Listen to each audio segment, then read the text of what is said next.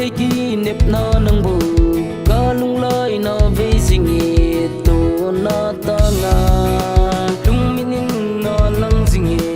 có lung lời nó về sinh nhị nó ôn em tu tua ka hina ni khô dòng hin na ngà bù ka hina ni khô dòng hin na ngà bù ngay sa tua ka hina ni khô dòng hin na ngà bù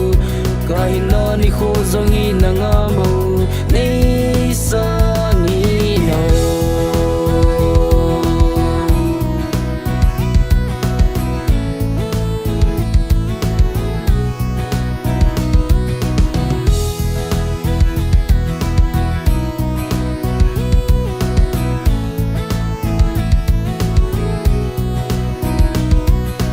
hiện thấy kỷ niệm nó nâng bù